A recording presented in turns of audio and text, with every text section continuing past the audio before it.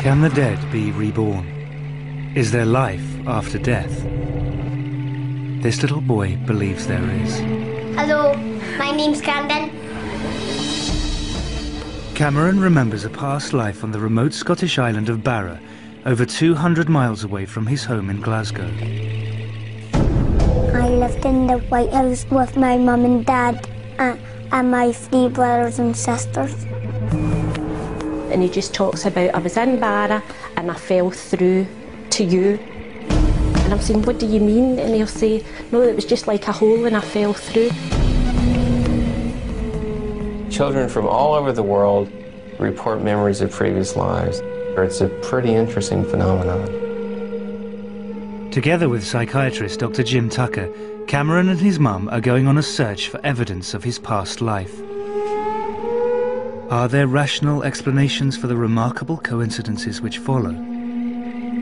Or are there stranger forces at work?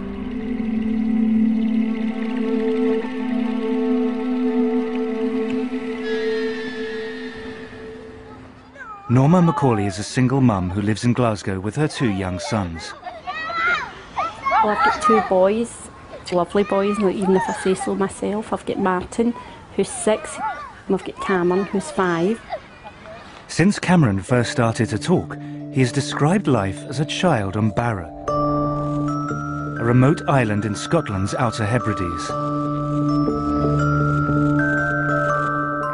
I lived in the White House with my mum and dad and my 3 brothers and sisters. From the age of 2, Cameron has been telling his family the same story. As he's grown older, the story hasn't changed. It's just become more detailed. Norma could not understand how Cameron knew about Barra, let alone have such clear memories of life on the island. At first I just thought, oh, he's making things up. And then I was thinking, how does he know the name Barra? Why is it Barra where none of us have been or have any connection with? Barra lies off the western coast of Scotland, 220 miles from Glasgow. It can only be reached by a lengthy sea journey or an hour-long flight. It's a tiny, distant outpost of the British Isles and is home to just over 1,000 people.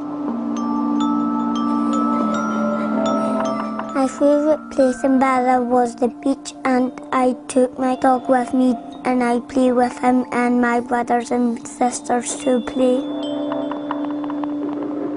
He used to say, I'm a Barra boy, I'm a Barra boy. The planes must have landed on the beach. He said there's like a small beach. He says, and like small planes and they land on the beach. At Barra is loads of places to run around, but here is not a lot because the houses are near each other.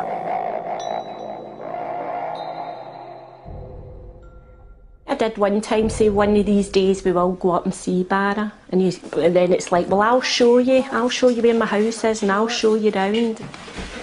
Will we see your Barra dad? No. Why not? Because he's dead. He's dead? He says, my real Barra dad didn't look left and right. My Barra dad got knocked down. Cameron even claims to know his Barra dad's name. Shane Robertson. Shane Robertson? Yes. So who was Shane Robertson again? My Barra dad. My Barra dad. Was that fast? Is that the one that got knocked down? Friends and family have also been drawn into Cameron's story. Next-door neighbour Diane Miller has known Cameron since he was born, and her son Aaron has grown up with him. Hello. When they were about 2 was when Cameron started to speak about his Barra family. And my brothers and sisters and my friends. Well, you get friends in Barra too? My house in Barra and family in Barra, because Cameron was adamant he had this other family. What was his name? Shane Robertson. And he would tell you over and over again, so you know he wasn't just making it up there and then. And he got knocked over by a car. Cameron's uncle, Ian Watson, initially dismissed his nephew's stories as fantasy, but as time passed, they became harder to explain away. It's just the fact that he's just consistent in, you know, the things that he's saying and the story that he keeps coming up with. And over the 3 years, he's never wavered from it. If you look at his face when he's telling you these things, he believes they're true. My dad and mum had long hair and she got cut short. They'll say, I was with my Barra mum before you had me, before I came to this family. And he just keeps saying to me, you'll really like her, you'll really like her, she's really nice. One time I said to him, joking, do you love me or your Barra mum? And he says, I love you both the same. I thought he would have said me, but he never. Cameron's growing emotional attachment to his Barra mum concerned Norma. He began to miss her so badly that he started to suffer genuine distress. One day when he was at the nursery, he got quite upset. He was saying rather than me picking him up that day, he wanted his Barra mum to come and get him. And the big tears were running down his face and he just kept saying, I have to go to Barra, I have to go to Barra, my family are missing me. How do you deal with that? What do you do? What do you say to him?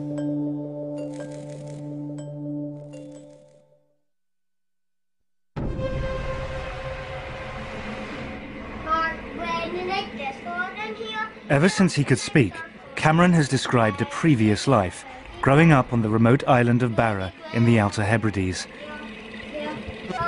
Cameron is desperate to visit Barra, but Norma, his mum, wants to find out if there is a rational explanation for his unusual memories.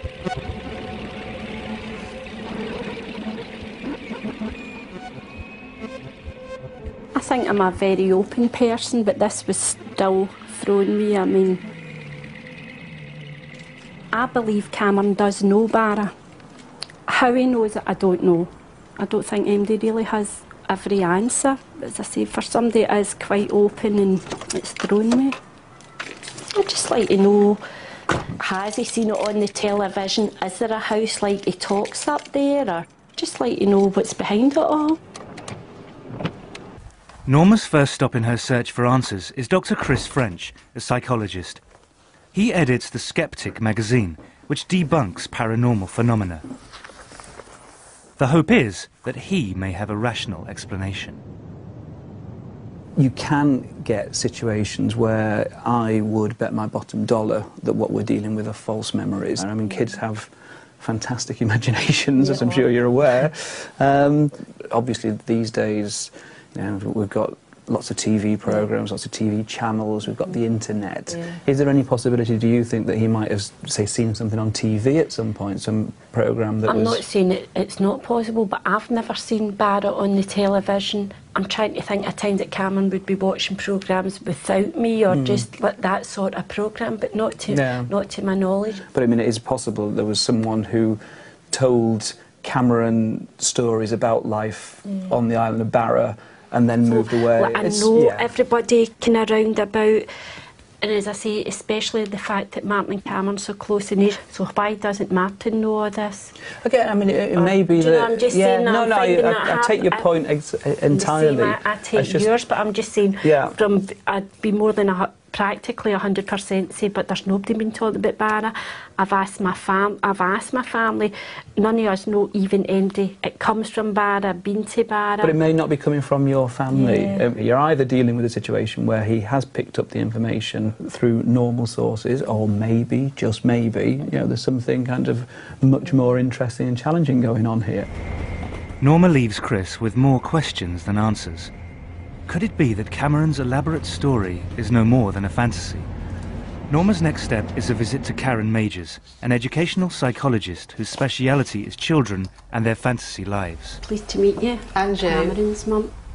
It's really interesting. Basically, how Cameron describes his world really seems to me quite different from how children with imaginary friends and imaginary worlds describe their experiences. He's saying it's real, and even very young children with imaginary friends will say they're only pretend, you know, or they'll call them my invisible friends. Children who have imaginary creations feel in control of those imaginary creations, so you know they can determine what's going to happen in that world. It really feels like Cameron isn't able to direct what's going there at all. There is a consistent pattern, and Cameron's experiences don't really fit into that pattern, so I think it's about exploring other possible interpretations about how to understand Cameron's experience. Karen's conclusion reinforces Norma's belief that Cameron's descriptions of life on Barra are unusual. They set him apart from other children who construct imaginary worlds because he believes that they are real. But he is not alone. In the past 40 years, there have been reports of over 2,500 children who claim to have memories of another life. At the University of Virginia, a department has been set up to investigate these stories. Psychiatrist Dr. Jim Tucker is the director of research. So this is a worldwide phenomenon. It takes place in places and families with a belief in reincarnation and places and families without a belief in reincarnation. And in a number of the cases, the child's statements have been verified to be accurate. Many of these cases show a pattern of consistent and detailed information.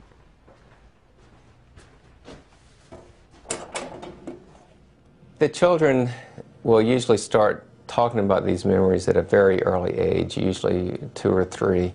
Some of them talk about them matter-of-factly, but other children use great emotion in describing these things and will often long for the previous family. Jim records the child's memories and investigates whether there might be a connection to an actual person who has lived before. Many of the cases seem to defy simple, rational explanation. One of Dr. Tucker's most celebrated cases was a boy he investigated from the Midwest of America. This is a very interesting case of a boy who had memories of being his grandfather. And he said that God gives you a card to come back, and I guess this is a drawing of the card that he did. Gus Taylor is the child who drew that card. Since he was a toddler, he has believed that in a past life he was his own grandfather. Gus is now 10 years old. When he was about 1.5, I was changing his diaper on his changing table, and he all of a sudden just looked at me and said, "You know, when I was your age, I used to change your diaper." And I went, whoa, this is weird. Gus was named for his grandfather, and his full name is August. His grandfather had died the year before he was born, so he really didn't, he never got to know his grandfather. But he would insist that he was Grandpa Augie. If we were referring to Grandpa Augie, he would just say, "You mean me?" You know, he was just very adamant, like, we should know that he is Grandpa Augie. Where's me?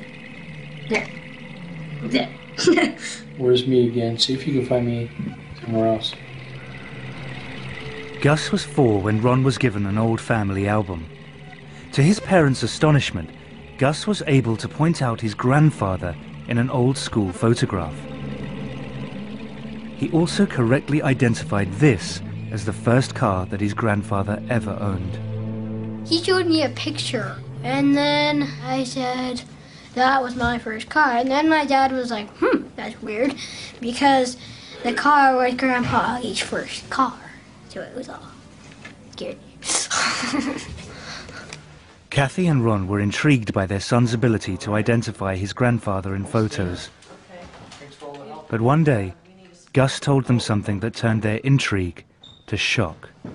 Gus and I were chatting, and he started saying something about Grandpa Augie, which wasn't unusual. And I said to him, when you were Grandpa Augie, did you have any sisters or brothers? He said, well, I had a sister, but she died. And so that sort of caught my attention because, you know, we haven't had any deaths in the family. And he said, well, she died. And I just sort of looked at him and he said, yeah, she turned to a fish. She died, some bad guys. I just was flabbergasted. I really was just I was speechless. because I just couldn't understand how he would know anything about that. Apparently what happened was his aunt was murdered, and her body was dumped into the San Francisco Bay. There was no way he could know anything about her circumstances and how she died, because it was never discussed, and was barely discussed with me, with him in my family.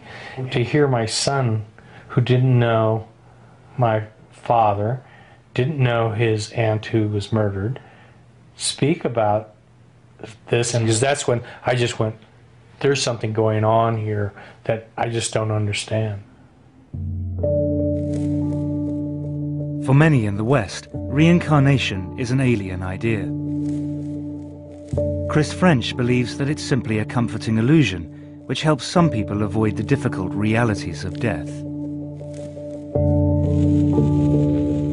On the one hand, you've got science that says, once you die, that's it, that's the end, nothing else. On the other hand, you've got a belief system that says you will survive, you will be reunited with your loved ones. In a sense, you do go on forever. You know, how much more appealing can you get? I mean, we all want that, we'd all want to believe that.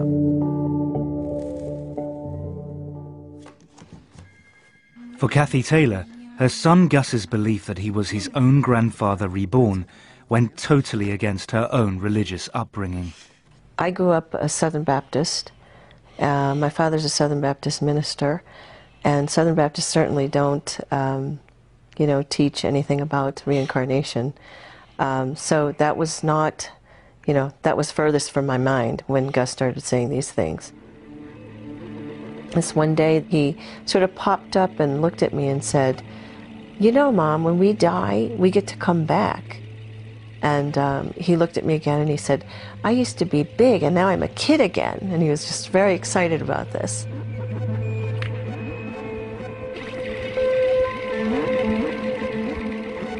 He said that God gave him a ticket. And, he also referred to a porthole, and that he came through a porthole, and that he used to be big and all of a sudden he's through this porthole and then he's a kid again.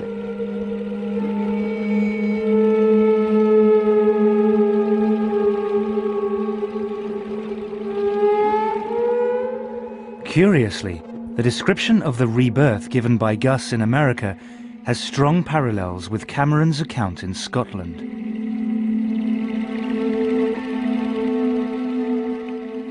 He talks about falling through from Barra to here. I asked him, how did you get here? And he just talks about, I was in Barra and I fell through to you. And I'm saying, what do you mean? And he'll say, no, it was just like a hole and I fell through, and that's all he says. I used to be Caitlin, and what was the other one? Megan. Megan. You're fucking Megan, I'm Caitlin. You fancy everyone the whole way. Not done yet. Aaron and Cameron had been playing, and Aaron had mentioned how it's okay if you die, because Cameron said you come back again as somebody else, so it didn't matter if you died.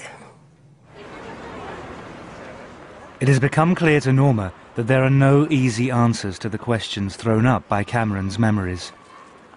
Cameron has asked persistently to be taken to Barra. Norma has finally decided to make that journey. We are going to go to Barra.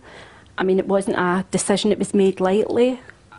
I've gave it an awful lot of thought, stood up to an awful lot of folk that were against me doing it, and I just hope I proved them that I was right to do what I've done. Come on. Perhaps the trip will provide an explanation for Cameron's memories, or put them to rest. You want to run now? I think I'm hoping that when Cameron goes, it gives them proof, or, I mean, they maybe go here and they'll say, that's not Barra, so then that's fine, that's not Barra, end of story, that's the end of it. But I think it's reached a point, it's went too far. It's gone too far just to leave it now. At the University of Virginia, Dr. Jim Tucker has been speaking to Norma and following Cameron's case with interest. Well, Cameron's case certainly sounds like a very promising one. He's given the name of a place, which fortunately turns out to be a rather small place, and he's also given the name of a person. So with all the details that he's given, if we're able to verify a match, that would be quite intriguing. For Jim, to follow a case as it unfolds is a unique opportunity. He is flying from Virginia to Glasgow to join Norma and pursue the story in person. I mean, as it stands now, it's a very interesting story. If we're able to verify the statements, then it becomes more than that, because then it becomes evidence that he actually does have memories that have carried over from a previous life. This is Cameron. Hi, Cameron. Cameron, you saying hello? Hello. I'm Dr. Tucker. How are you? This is Dr. Hi, Tucker. Martin. What can you tell me about the house that you lived in? It was white. How many stories were there? Was it just one level, or was it more than one? One level. Yeah. Did you see your dad get knocked out by the car? Yeah. You remember his name? Yeah, what was his name? Shane Robertson. Shane Robertson. Do you remember what he looked like? He had spiky hair and he always wore shirts. Spiky hair? Is that what you And said? always wore shirts. So, Norma finally has someone to talk to who really understands her experience. Remind him of it? It was getting to a point he was that convincing. I'm sure folk thought I've adopted him, or like he wasn't really mine, because he spoke so convincing about this other family. And has it slowed down, or is it still going as strong as ever? It calmed down for a wee while, but then it's back. Is he excited about the trip? Yeah. Yeah.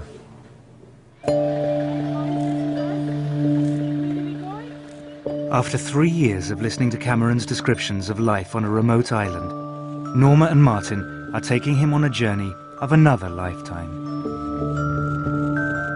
How's he going to react? What if he gets upset? What if we go and these things are there, how he's described? Cameron is finally going to visit the place that he calls home.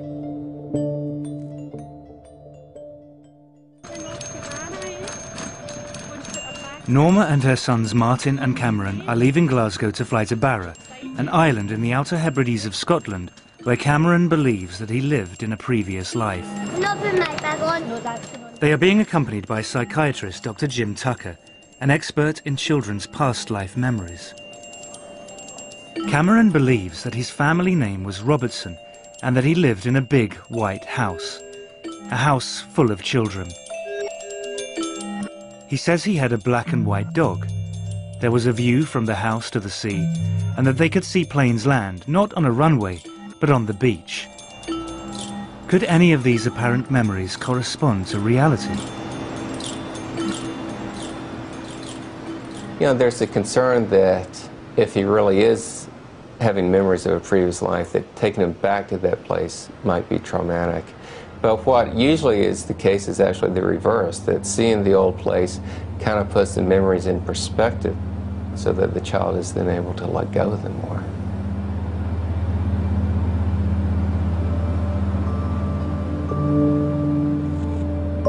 The planes must have landed on the beach.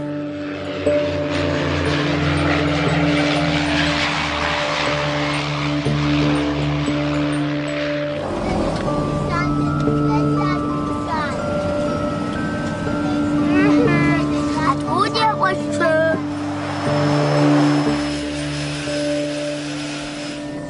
You recognise it? Yeah?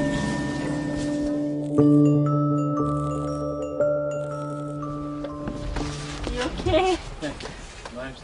Yeah, good boy.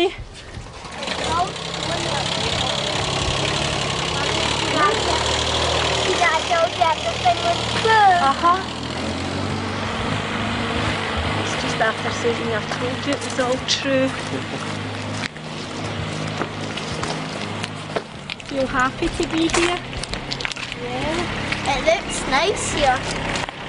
Looks nice here. They go into the airport to collect their bags. I know that right fake, but that one's really cool. He was saying he used to go over that bit over there, and when they used to see the rainbows, they used to try and jump up and get them. They're too high, aren't they? Well, we're certainly off to a good start. I mean, he feels that he recognizes the place. He said to his brother, I told you it was true, and he's very excited about being here.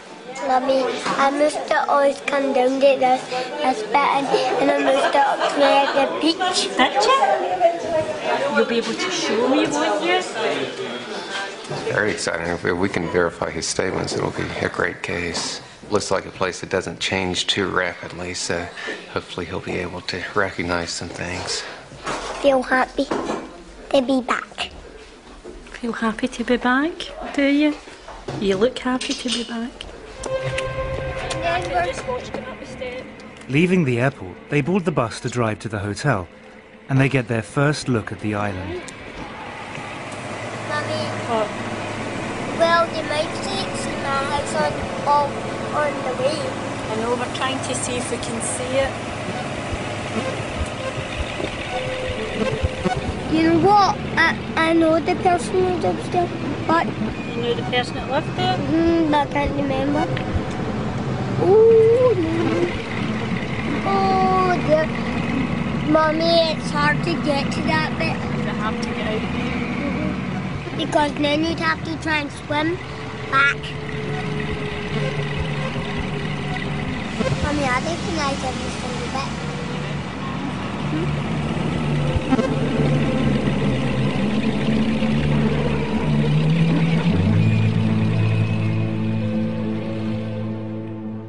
Cameron, don't jump about the bed.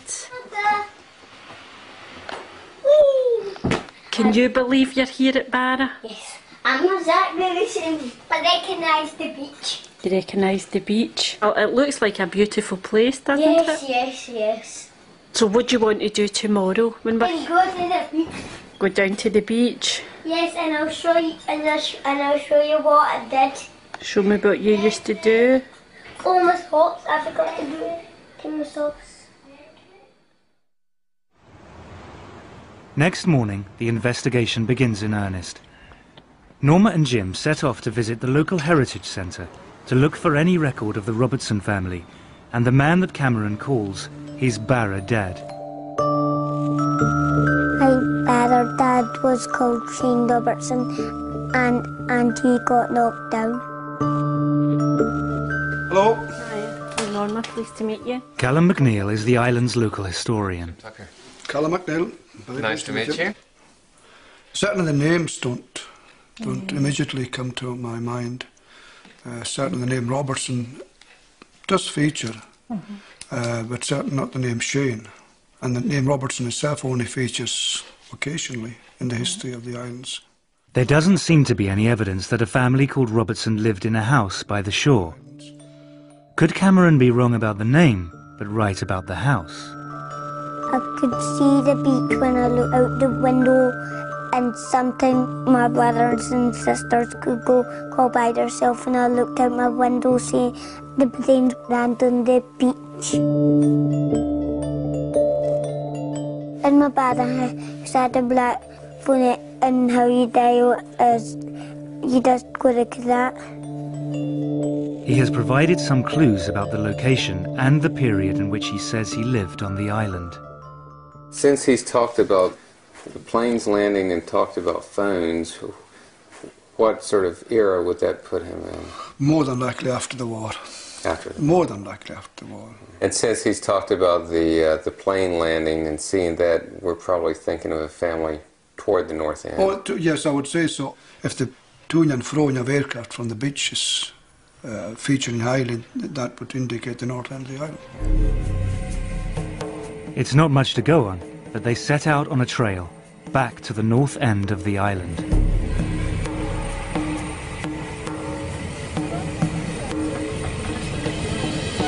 I thought he was fine, but I don't know about him. I was starting to feel anxious and saying, well, I hope he does recognise something for his sake and probably for my own, because I'm desperately looking for answers as well.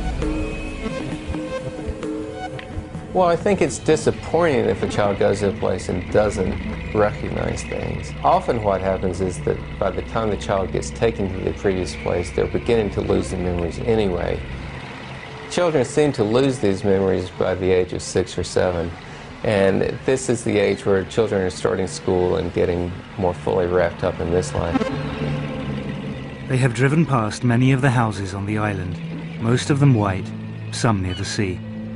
But Cameron recognises none of them. Sometimes I say I wish I could get in his head just for 5 minutes to see what it feels like to him. Because obviously to him it's real. My dad and mum had long hair and she got cut short.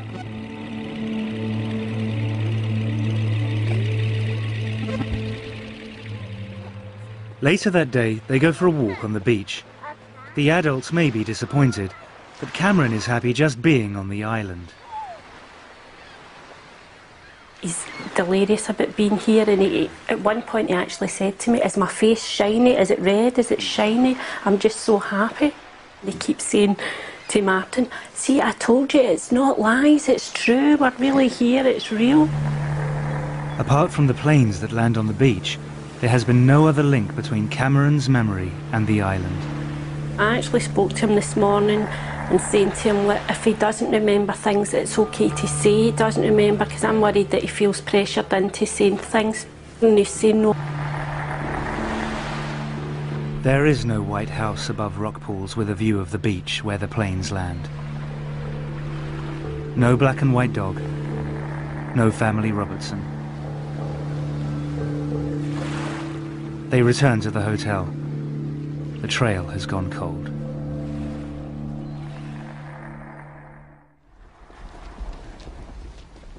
But next morning, they receive a phone call from Callum McNeil at the Heritage Centre. He wants to speak to them urgently.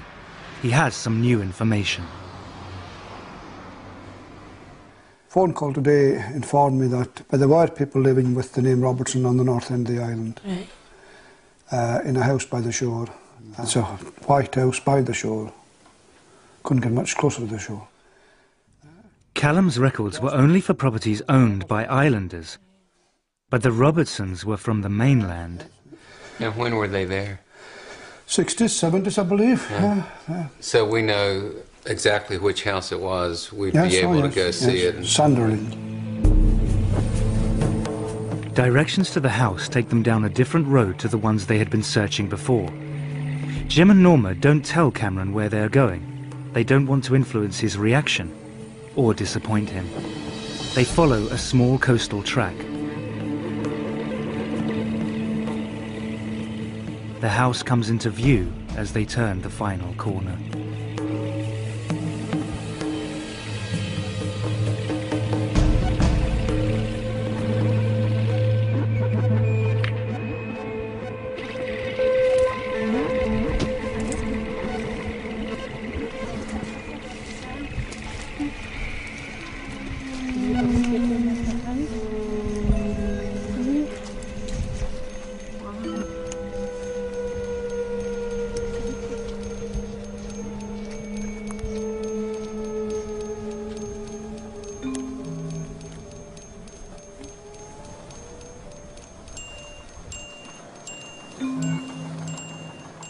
What's wrong?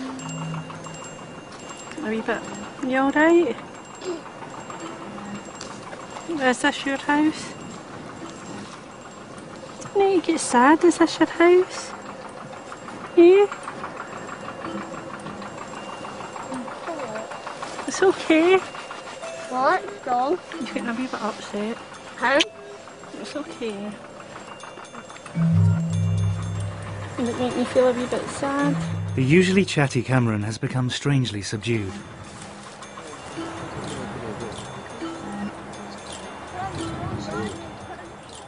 Just below the house, there are rock pools, and there is a gate to the beach. There's a gate round there. They said that was the secret way. They called it the secret way into the house. He's just saying he's excited, but he's sad as well. I think he's surprised and he's not sure how he's feeling. I'm not sure how I'm feeling either, to be honest.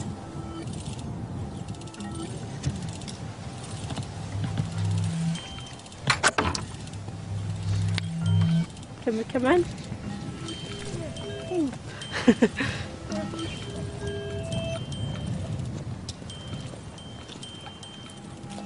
We've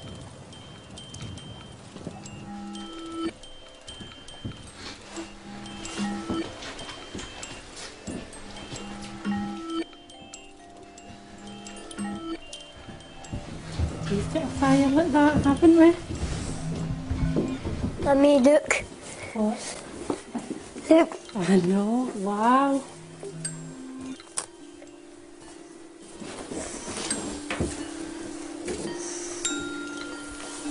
You okay? Although much of the furniture and decor is recent, some of the features of the house, like the open fire, have remained unchanged for decades.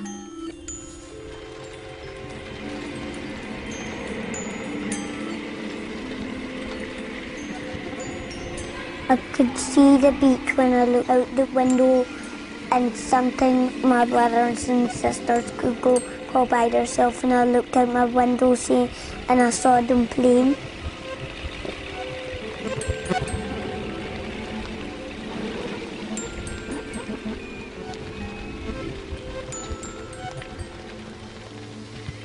The girls were in this room? Yes. And the boys were in the other room?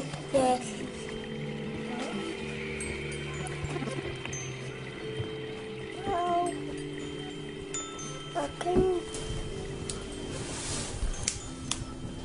Was it the same stuff? No.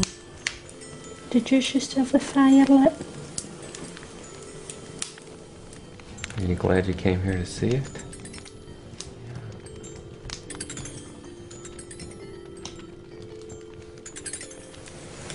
Did you think that Bara Mum was going to still be here?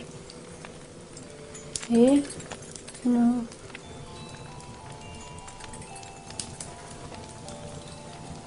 Do you miss her? You got me, haven't you?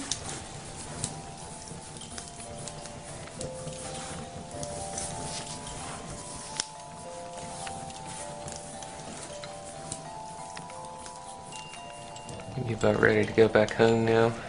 Yeah, get on the plane and fly home.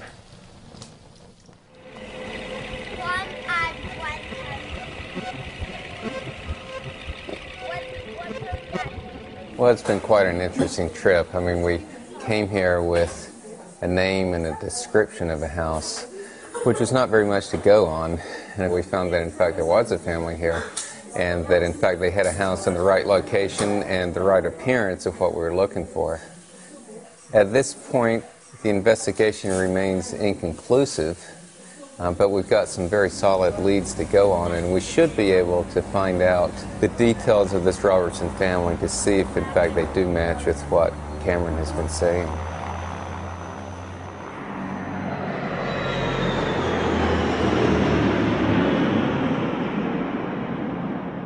Back in Glasgow, Norma has arranged a meeting with Ruth Borum, a genealogist who has investigated the Robertson family history for her. She has found that the Robertsons came from Glasgow and that they owned the house on Barra for more than 20 years. She has traced a Gilly Robertson, who still lives in Scotland. But you don't know when and you don't know the surname. And I've been able to find a phone number and an address for Gillian and her husband. Gilly Robertson would have been a child holidaying in the house on Barra at the same time as Cameron believes that he lived there. I can pass that on to you, and so would we be allowed to contact her? Her address and phone number is in the BT phone book, so it's public knowledge. So that would certainly be a possibility. And she fits with the right sort of age. Yes, she had two brothers and a daughter. Wow. Norma now has a name and telephone number for a living member of the Robertson family. The search for answers is nearing its conclusion.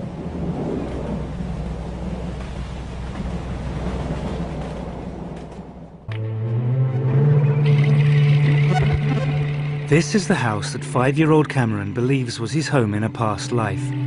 He believes that he lived here with his family, the Robertsons. The house, which exactly fits Cameron's description, was once actually owned by a Robertson family who spent their summers here in the 60s and 70s. Cameron's mum, Norma, has traced Jilly, one of the Robertsons, and arranged to visit her. But now, back in Glasgow, Cameron's reaction to the news comes as a shock. Last night was just an outburst. 1 minute we're laughing and joking, everything was fine, and then it was just, there was tears, and then saying he was frightened, and then the next thing him and Martin were fighting. It got a wee bit out of hand. It was like somebody had flicked a switch.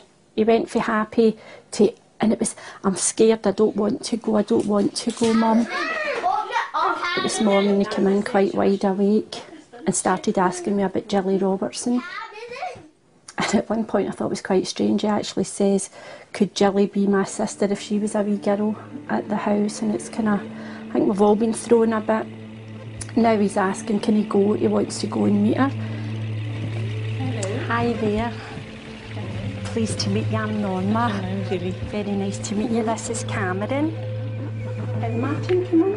This is Cameron's big brother, Martin. He's finding somebody that's possibly his sister. Is he thinking, oh, maybe I'll need to go back to that family? Because in Cameron's mind, the Robertsons were his Barra family. And I think that's what's frightened him. I mean, it's quite frightening. This is the house here, and down below the house, a lovely beach. Was that what it was like when you were in Barra? Yeah. But could you recognise it quite well when you went to see it? Although he was saying it had changed. Yes, you see, I think it has changed. I think the person who's bought it now has modernised it. Yeah. I played in the beach and took my dog and played fetch with my dog at the beach. Could I ask you, when you went to Barra, did you have a dog? Was there a dog there? Well, certainly Callum and Peggy, who lived in the house, they had a dog, a sheepdog. Yeah. The black and white dog is just as Cameron remembers. But what about the name of his Barra father, Shane Robertson? Yeah. Well, certainly there aren't any Shanes in our family. There were, one of my uncles was called James. Yeah. Now, Seamus, James, you know, that's quite a common connection. Yeah, one of my cousins is also called James, but certainly not a Shane. Was the car accident on Barra? This is what we don't know. He doesn't seem to be able to tell you. I don't know of anyone in our family who died in a car accident. That's how I was curious as well, if maybe even there had been a child in the family had passed away. Or... No, certainly there were no deaths of children in that close family. So while many parts of Cameron's memory fit with extraordinary precision, others do not. The family name matches, so do the physical details of the house, the island and the dog. But the name and death of the father figure do not.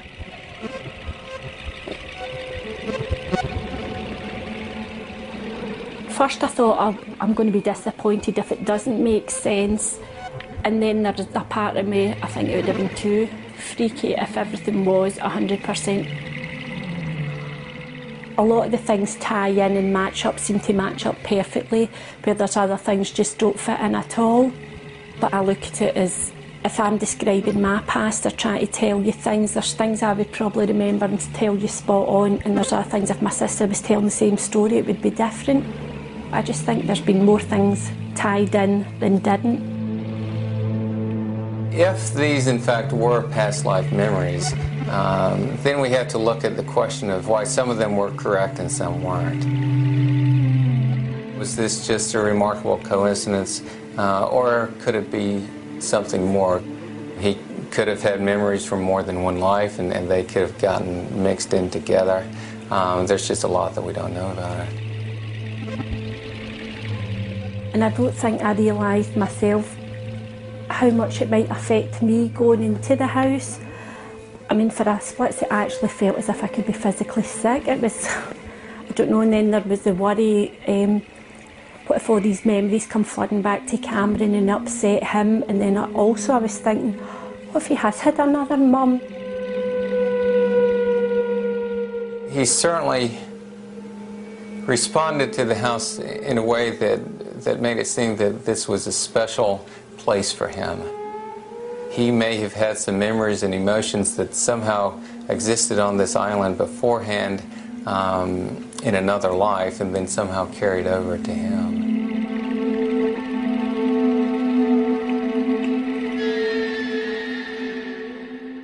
I personally think there's more to it than meets the eye, but there is some people, and everybody's allowed to make their own judgment, but I definitely think it's one of those things, there's something there. I can't tell you what exactly it is, but I think it's something we'll probably never know. In the end, there are no tidy answers. But one thing is clear, the persistent memories that Cameron once had of another life on a far-off island trouble him no longer. I think that since Cameron's been to Barnet and the fact that we've seen it for ourselves, it's as if it's put it to rest in his mind that he doesn't have to go on and prove it anymore. And he just seems so calm about it. Before it was, everything was hyper and jumping about, and where it's like, yes, I was at Barnet, I seen my house. It's just so calm now, it's quite unbelievable the change. And the new series of Extraordinary People continues next week with Derek, who can't see and has the IQ of a 4-year-old, but when he sits at a piano, he becomes a musical genius. That's next Monday at 9. Next tonight, Guys and Dolls.